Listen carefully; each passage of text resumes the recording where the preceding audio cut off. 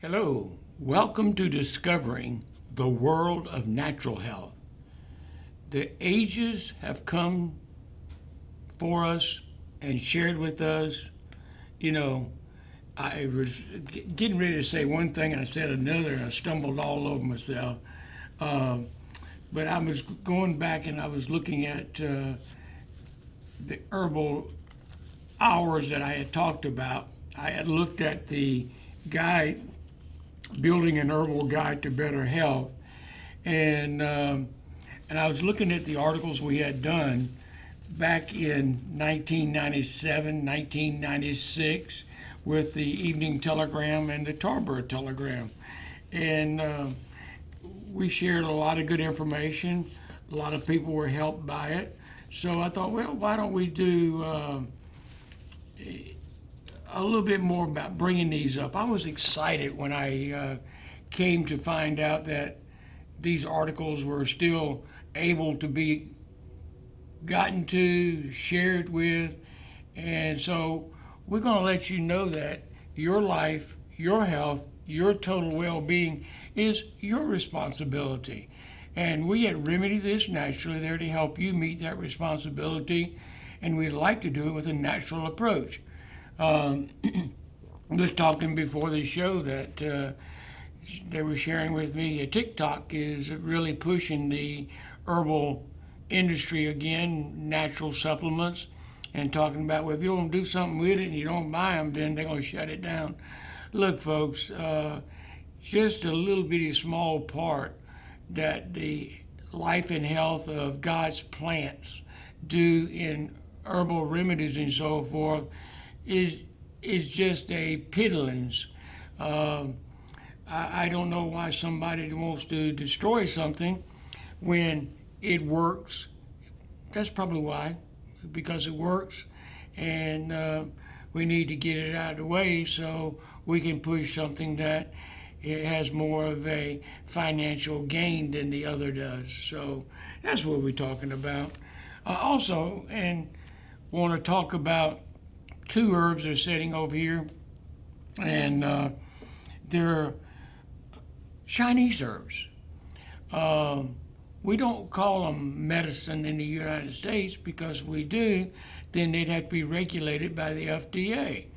Well, these are just plants God created in the Garden of Eden, and so what man has done, just like with aspirin, white willow bark is the natural aspirin, and it does the things that aspirin is supposed to do without causing bleeding ulcers and other side effects of there's side effects of the herbal is not there per se, and so we still talk about be careful. You don't know what you're doing, leave it alone. You know, that's what we talk about.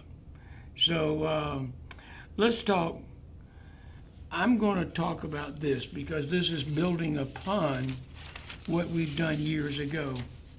And this was written in the Telegram back in February the 2nd, Sunday's edition, 1997. And the article is Building a Better Guide to Better Health. So, what can we do to have better health? Um, History cannot be ignored when it comes to herbs. The curative quality of herbs has been preserved for centuries, hundreds and hundreds and thousands of years. The first herbal guide dates back 5,000 years to the Sumerians who used herbs such as caraway, thyme for healing, Ayurvedic and traditional medicine for India that is still practiced today, maybe even older herbal prescriptions were written in hieroglyphics, on papyrus, and in ancient Egypt. we talk about this, the next two things I'm going to mention, we're bringing them up. They work. Onions and garlic were favorite remedies. Chinese herbal prescriptions for 52 diseases were compiled somewhere between 1065 BC and 711 BC. It included herbs such as licorice, ginger, astragalus, and then, folks, God not only told you what he did in the beginning of the book of the Bible and how he made it possible for Adam and Eve to have what they needed and the people that followed behind them. So it includes herbs such as licorice and ginger, astragalus, and the Bible, that's what I went off and repeated myself again, is full of references to herbal such as aloe, myrrh, hyssop, and frankincense. History has a place in our education. Okay, let's see where we're at. There is so much knowledge that gives us potential cures. And I put that in parentheses. For the dreadful diseases of this century. The Greek, the physician Hippocrates, and he was back in his life at 460 to 377 BC, who is believed to be the first practicing physician, recorded between 300 and 400 plant remedies. I'll get that folded over there. So 300 to 400 plant remedies. In the first century, another Greek physician, Dioscorides, listed 500 plant medicines in his herbal De Materia Medica, which was used until the 17th century. Galen, a famous physician who ministered to Roman emperors and his gladiators, used a blend of herbs and magic to cure patients. So, with the history of the herbs going back this far, where in the world did we come up with the idea that we're known as alternative medicine? Just stop and let's think about that for a second. And my question in my article here is, if we go back that far when it comes to plants and God's pharmacy, where in the world did we come up with the idea of alternative medicine? This sure does not sound like the original medicine. During the Middle Ages, ancient herbal remedies were passed on from generation to generation. We used to have that here, especially in the South and in the mountains with the Indians. We had the opportunity to be able to have natural approach to things. We, if something was wrong, what do you do with it? You take an herbal remedy, one of Grandma's favorites, you put it to task, and that's what was available to use. That's what used, and if it had not worked, it would not have continued to be passed on. Let's see. Individuals with a specific problem might seek help from the village, quote-unquote, wise man who had learned the art of herbal healing from another man. The more affluent, and let me just stop there. It's just not herbal man, but how about herbal woman And most of the times it was the woman of the household who took care of the sickness of themselves and the kids coming along. Uh, the more influent might seek care from a doctor who would prescribe his own homemade concoctions made from the plant and or animal parts. Although the church emphasized faith healing over other forms of healing, local monks preserved many of the early Greek and Roman medical texts. So that was a good thing. We had monks to be able to do that and hold on to those recipes, so to speak. Many monasteries grew their own herbs and used them to treat their parishioners. To bring this history lesson more current, when English settlers arrived in, what did the English settlers arrive in, folks? We were known as the quote-unquote New World. They explored their knowledge of herbal remedies, which they shared with the Native Americans. The Indians, in turn, introduced the settlers to many local herbs that were brought back from Europe. Or I should say, they brought them from the herbal and the Indian and the Americans and took them back to Europe. In the 1800s, the Western establishment began to turn to chemotherapy, the use of chemical drugs such as mercury, arsenic, and sulfur to cure diseases. And today, herbal medicine is still the primary source of health care for 80% of the world. So the population of 80% is still looking to the natural approach. One of the benefits of the global lifestyle is that renewed interest in the traditional healing practices of other nations. And then we've gone into the rainforest and been some great studies, people working for pharmaceutical companies to find out what the active ingredient is, and then taking it, finding out how to make that active ingredient from a chemistry lab, and therefore it can be more standardized.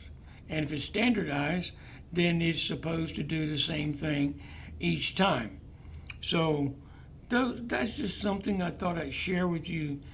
And then I'm going to flip over here and we're going to talk to you a little bit about the Chinese herbs and how they operate a little different and how they are used still today.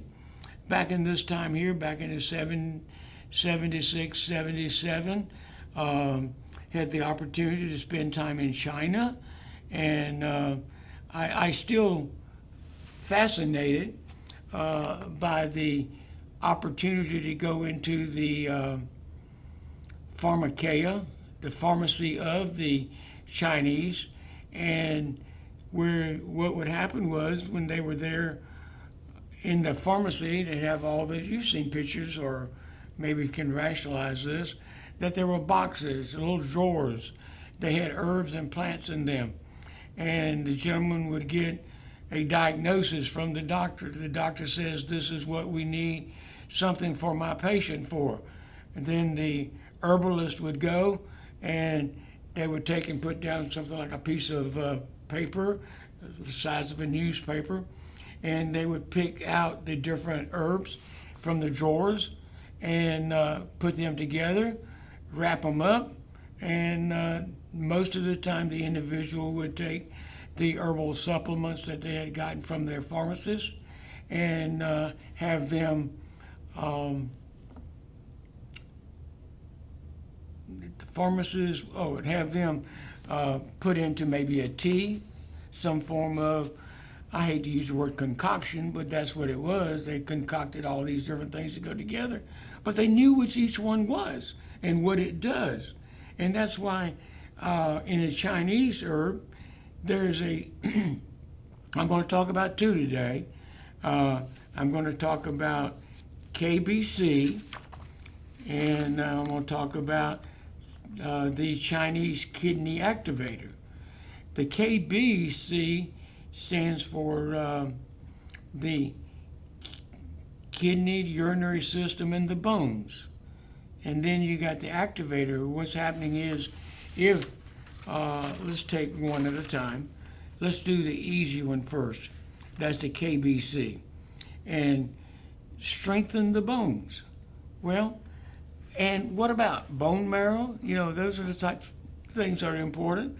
The KBC is used today in China and given credit for us in the United States for anemia, arthritis, backache, constipation, diabetes, diarrhea, dizziness, edema, fatigue, frequent urination, impotence. I know you hear that again. If you're impotent, this is one of the herbs in there that helps work with that. Incontinence, having slow water supply. Involuntary ejections for men. Leg pain, leukemia, liver problems, low sex drive, menstrual irregularities, muscle weakness, replenishing condition, respiratory conditions, rheumatism, rheumatoid arthritis, urinary bleeding, and prevention of miscarriage. That's all for the KBC. And then the easy way to remember that, think about it as bone. When you're hearing something that sounds good to you and you want to be able to have that available, think about the KBC as for the kidneys and the bone. The next one right beside it, there's the activator, the Chinese kidney activator. That is for lower back pain.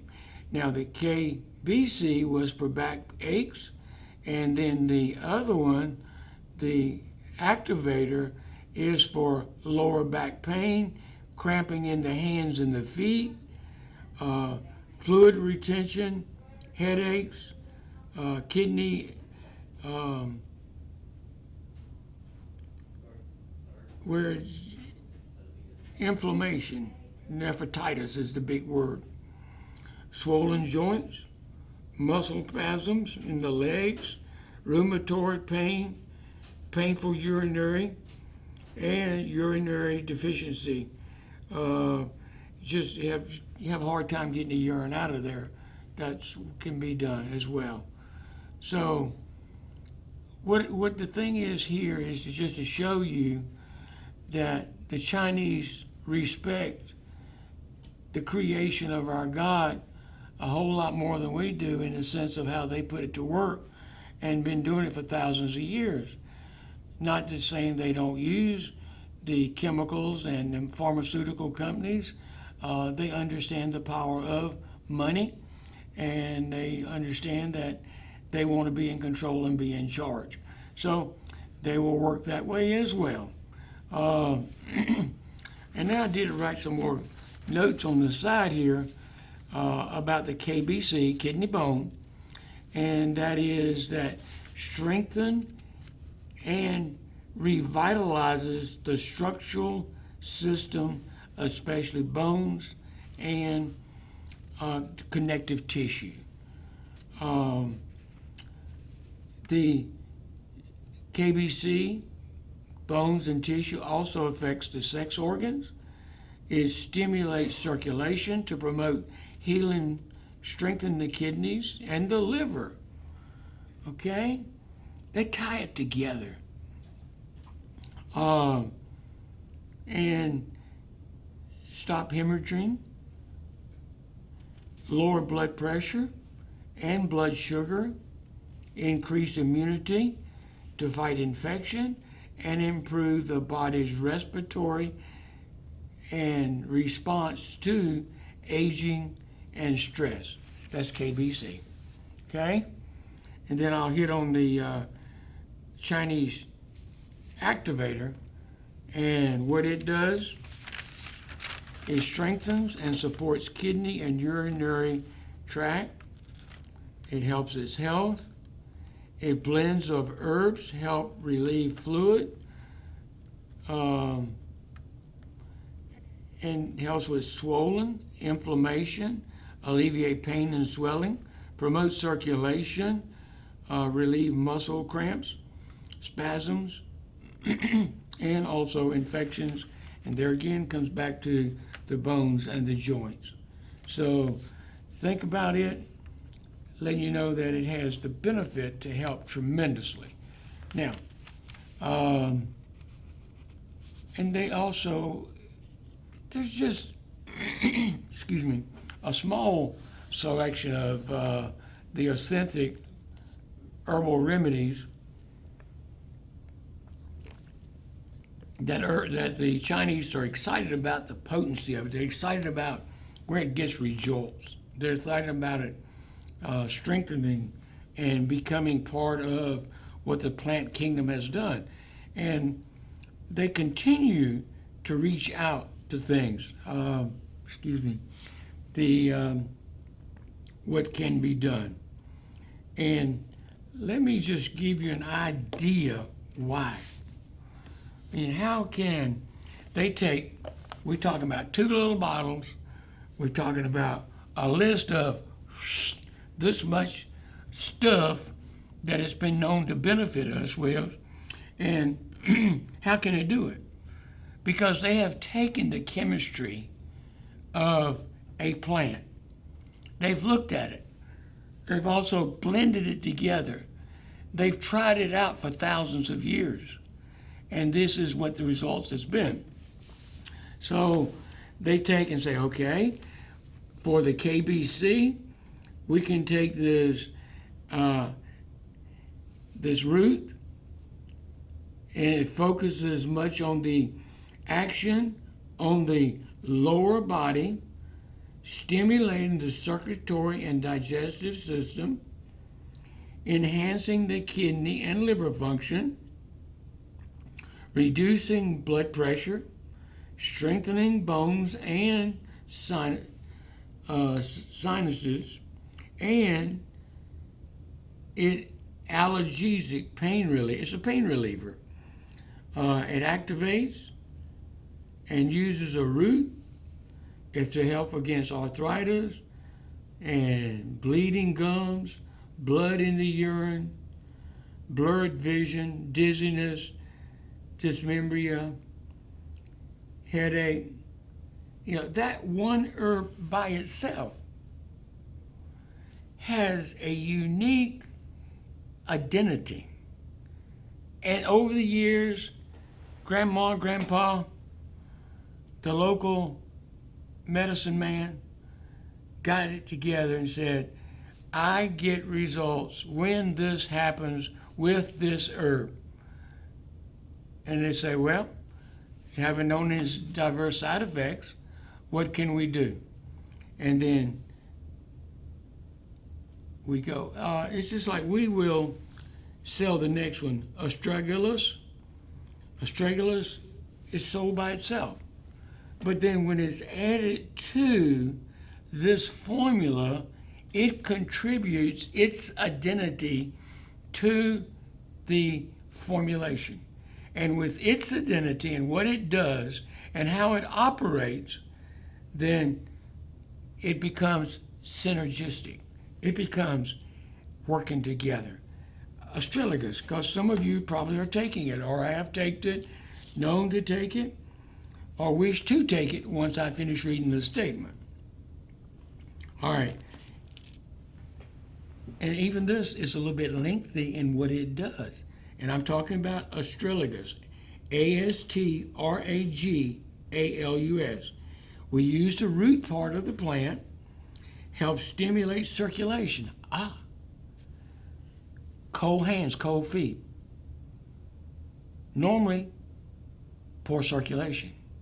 Here it is, astragalus, the main thing, stimulates circulation, enhances the white blood cells and immune function, increase cardiac function while reducing blood pressure and lowering the blood sugar, relieves muscle spasms, promotes urine flow and the production of digestive fluids and bile,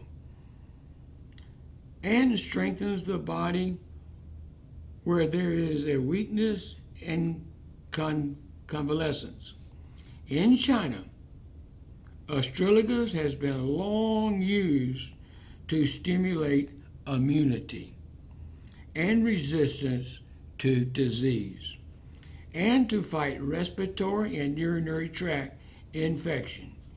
Chinese studies show astragalus increases energy, improves digestion, and reduces recovery time from chemotherapy and radiation. Whoa. Reduces recovery time from chemotherapy and radiation. I'm talking about, and now that I got your attention, astragalus. Astragalus. Astragalus. Astragalus also commonly used in chronic colds, debility, diarrhea, edema, fatigue, lack of appetite, kidney problems, nephritis, postpartum fever, prolapse of organs, we want to talk about recovery from severe blood loss, shortness of breath, spontaneous sweating, thirst, urinations, and bleeding and wasting conditions. As you're dying slowly, wasting conditions. That is one of, and that was the KBC. And let me just count because I didn't write that in my little notes. But there's 1, 2, 3, 4, 5, 6, 7, 8, 9, 10, 11, 12, 13, 14, 15, 16, 17, 18 individual supplements put together to make up one remedy to help work against all of the stuff that's there. Okay? So trying to what I really want to do is to help you understand that God's pharmacy is real. God's pharmacy is where it all began, and it was made in the Garden of Eden, not in a laboratory, but what man has done.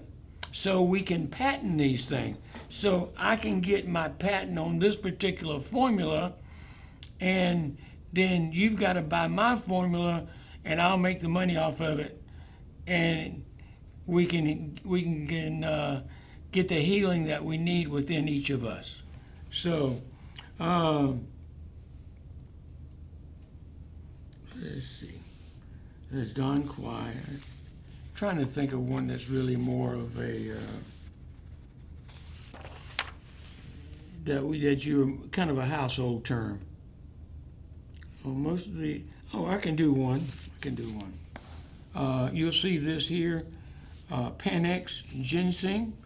You'll see there's American in ginseng, and it almost got so. China buys American ginseng takes it back to China and sells it because it's such a potent, and especially when compared to like Korean ginseng, American ginseng, Panax ginseng, and I'm going to tell you about the benefit of the Panax ginseng in the KBC. Okay? I'm trying to do it as easy as I can without being complicated, but the main thing is the main thing. And the main thing is that it works for kidneys and bones when put in this formulation made probably thousands of years ago that we were able to get and share because it is considered a remedy, and that we're using it to help increase the body, to strengthen the body, not to heal, not to prescribe as a medicine, but to describe it as a herb plant. Just like you go out and, folks, I probably need to do a show on this. I need to do a show on turnips. What's the other thing right here that we love in the good old South? Collards, okay? And the health benefit. You don't hear nothing about that. And you don't hear anything about that fat back and all the other stuff. But we have in our meals, in our diet, what we need if we will take it as it comes from the earth, and actually, and as close as we can get those collards and those turnips in their natural form. There used to be a Little Abner cartoon, and Little Abner would take and eat the turnips, and that was a good vegetable without even just eating them raw. You think that's crazy?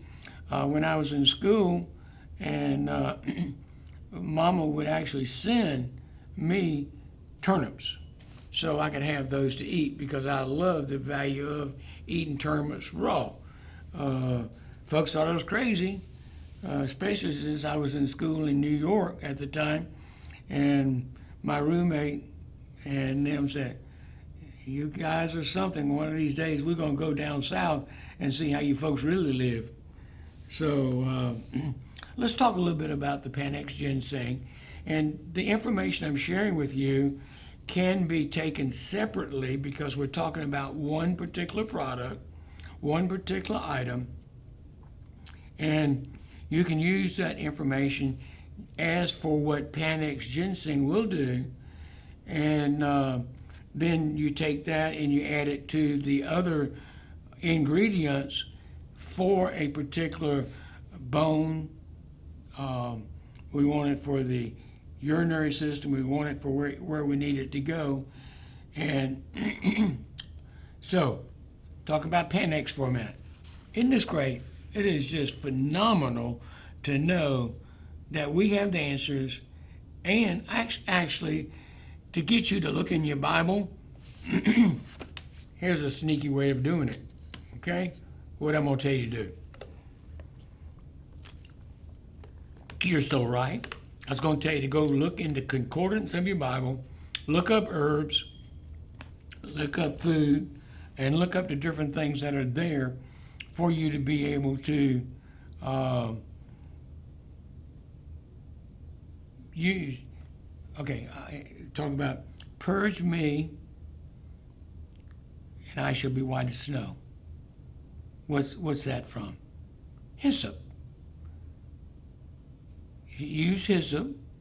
It cleanses you, detoxifies you, and makes you look like snow. Okay? So, and look in just sometime when you go to the grocery store, do something that most don't do. And then when you go into the store, if you're normally, most of the time you come in, you turn right. There's going to be the apples, oranges, the fruit, the vegetables, those types of things, going to be on the right-hand side. And basically, right there would satisfy our needs as to what we should have, you know, different things in different cultures, different environments, different people in different countries.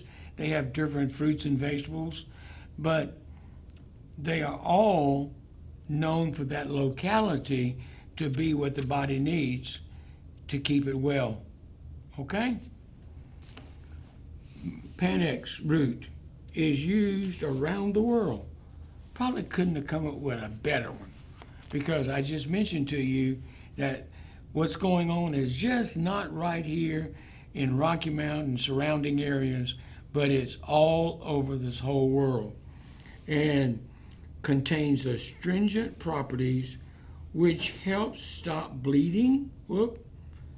I think say, whoa, that I done got into Romania. Stop. Can't distract that last few little sentences, but I got my finger moved. All right, Panax ginseng root is used around the world to increase immunity to disease. Increase immunity. It's almost like getting a flu shot. It's almost like getting a shot of something to help you have a prevention of something that may come your way and attack your immune system. So Panax ginseng root is used around the world for increasing immunity to disease, fatigue, and stress. So Panax is a prevention. I like my ginsengs, folks. I like what it does to know that I am putting in my body something that's going to help me fight off something that's trying to get me down. So Panax ginseng increases immunity to disease. And what has happened when the flu season come in? Immunity to flu, immunity to the other things that hit us in the pandemic. Okay? Fatigue and stress, delaying the effects of old age. I think I better start taking the Panax again. I'm glad I teach this show here, because it's sure waking me up, and I'm enjoying this, knowing that it says delays the effects of age, enhances the secretion of hormones. Whoa, that's something too going on now. If them hormones ain't kicking, you get old, then you peter out, and things ain't no good no more. Normalize adrenal and thyroid imbalances. Wait a minute. So we can have our thyroid out of balance, we can have our adrenals out of balance, and Panax ginseng helps to correct that imbalance. Whoa! Glory. Improving stamina. I could use a little more energy. How about us? Get off the couch. Reducing blood sugar and cholesterol levels. Wait a minute. You mean Panax ginseng? And folks, let me just, because if you come in and y'all didn't come to remedy this naturally and the Panax is out, we got some other ginsengs there that'll work.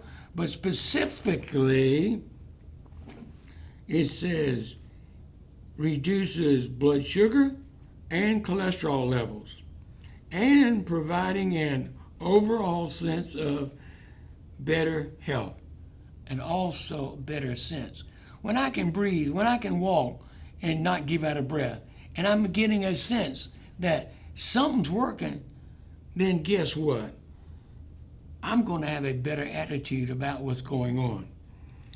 Panax ginseng stimulates liver cell regeneration. By what? Increasing oxygen absorption and usage on the cellular level. Panax ginseng also contains substances that stimulate the brain. Ooh, glory. I love this stuff. It's still okay to take it. You only got a few weeks left of school.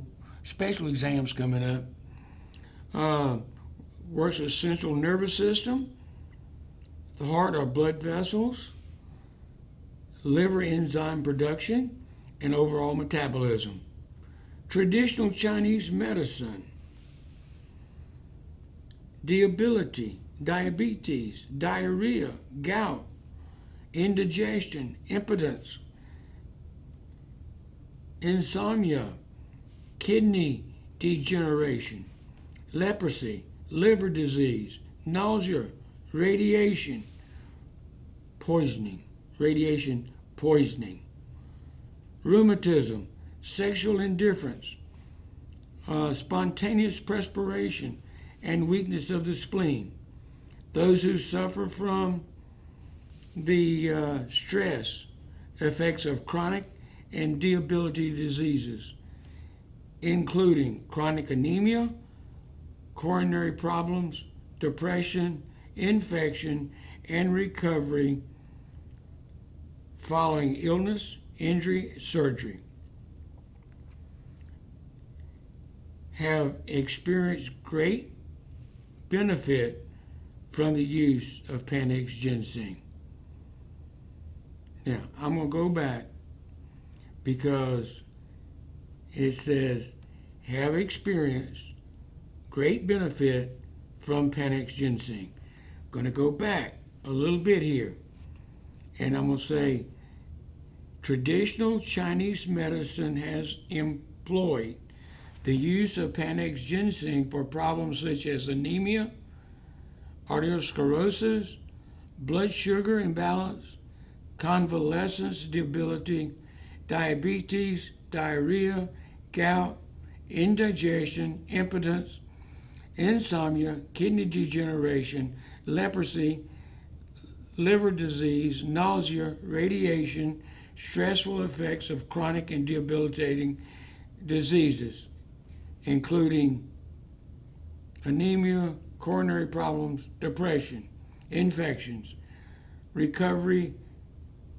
following illness, injury, and surgery, have experienced great benefits from the use of Panax ginseng. Further research shows Panax ginseng contains immune-boosting polysaccharides and antioxidant compounds. Something to be said for God's pharmacy. Something to be said for just one little item. And folks, we're destroying it as it can be. I look around and I look at the forest going down. I look at the farmland going and putting factories and things on them. Not that we don't need a place to live and do and have our being, but we want to put battery operated this, battery operated that. Look at what it takes just to get one battery. How many mining places has to be destroyed in order to have the ability to have what we need to, quote unquote, to clean up behind the petroleum base. And what is it that we need to do? And the bottom line is we need to get back to the natural stuff and what had to be happened. It's funny how the folks in Appalachia were just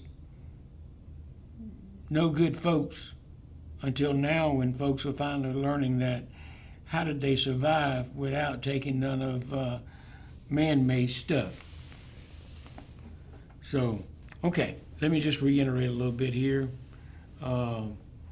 because I want you to know that there are things that are good for you, things that are benefit for us, and the Chinese, there's other Chinese herbs and information and in the bottle put together product that is good for us. And if you come in and you'll say, I watched Dr. Holtzman on Remedy This Naturally, and I want to be able to get a 15% discount, we'll do that, okay? And I'll make sure they're aware of it, that you and I have talked about it. And this says on here, traditional Chinese medicine. Traditional Chinese medicine. And there are other ones there. I only just brought two just to kind of go with it, and that's about as much time we have for that anyway. So, and I made some notes about it, and The Chinese KBC is the strengthen the bone, and these are the diagnoses that people are talking about.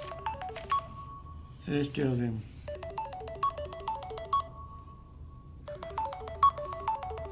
Well,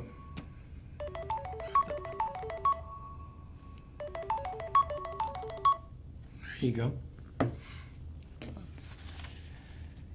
Anemia, arthritis, backaches, constipation, diabetes, diarrhea, dizziness, edema, fatigue, frequent urination, impotence, incontinence, insomnia. Men, folks, if you're having premature emissions from the erection, it's something to help with that.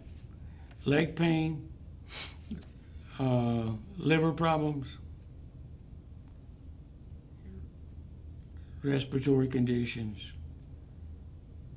So, and one of the other things was that I thought was a blessing that God had a plant that he could say helps with the prevention of miscarriage. He doesn't want any of his little ones to go. He wants to keep them. On the kidney activator, lower back pain, and then something that's unusual for the kidney activator, cramping pain in the hands and the feet. So, hands and the feet works with that. Fluid retention, headache, kidney infections or inflammation, swollen joints, muscle pain, and urinary difficulty if you have a hard time passing the urine. First thing, change your drinking habits as to what you're taking and what is the beverage of choice.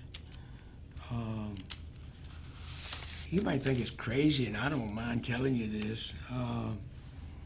I love drinking, instead of making me a cup of coffee, have instant coffee or something like that, I do use a lot of herbs and teas, but I really like taking a cup of hot water and drinking it. It's just something about it. And normally when I take my supplements, I take it with the hot water. That way I know they're getting dispersed a little bit better about it. That's just nothing I'm saying you need to do and not need to do. It's just trying to help you understand a little bit about the person that you're looking at and we're talking about, and is making comments and telling you about Panax ginseng, telling you about kidney activator, telling you about bone and what's going on. I just have more faith and more belief in the elements as God made them without us screwing them up. We'll have better results with them. Don't live to eat, eat to live. And I think we can cover this right quick. This was February 9th, 1997, Sunday's edition of the Telegram article presented by myself. Natural food should be eaten in moderation and in simplicity. The fruits are essentially good for cleansing the system. After our night fast during the sleep, it will satisfy the need and cravings for sweetness. The green herbs of the garden, used fresh and tender in any salad, chew well, will build strength and vitality around and upon the body's tissues. The bulbs, the roots, and the starches in grains will provide the warmth and heat for the body, but those are usually reserved for the individual who all do the workout in the gym. The sprouted seeds are nourishing tonics to restore the body's constitution and in resistant ill health. And I got some now. I just took them out before I came to the studio to let them turn green. They've been sprouting for about 4 days, and probably about tomorrow evening I'll have some sprouts to eat. The nut for the trees will provide nutrition. In other words, the nuts are considered where you get your protein from for man and will season other foods. The culinary herbs will provide variety, flavor, and seasoning in a nutritional agent. As we take into consideration all of our daily activities, we must achieve a varied and harmonious blend of whole fresh air, sunshine, exercise, work and play, about singing a song, or maybe just humming it, prayer, reading, quiet time, recreation, and the list goes on. The proper heating of some fruits and vegetables will bring out the natural sweetness. Notice how cabbages or cauliflower taste sweeter after low heating or steaming of the short while. If overcooked, they become yellow, strong, and unflavorable. There is an enticing and savory sweetness in squash, pumpkin, apples, when baked to the right and not too much heat. And the sour lemons, extreme example, can be ripped with dry heat and sweet as an orange. Yet, when it is sweetened a little bit, it will get bitter. The reason for heating food is to get the benefit of the value of the natural grape sugar. Not only that, but it will easier for those who are trying to change from our diet of overly cooked foods for so many years. To make the change from an imperfect, mucus-filled body to one of health, the taste buds will be a big factor with many things. It will be okay. It says I'm gonna stop reading that one. Didn't come out right at all. To make the change from an imperfect, mucus-filled body to one of health, the taste buds will be a big factor with many, while others it will be fear. We have hard individuals saying, why I enjoy the type of food I am used to, and I would rather risk ill health than change. At the moment, we are making a choice of living to eat instead of living to die. Boy, I didn't write it that way. At that moment, I'd rather have what I like because it's good to my mouth hole. We are making the choice of living to eat instead of living to live. The average individual has grown up on the great American diet of meat, potatoes, and gravy, and is naturally prone to panic at the very thought of changing.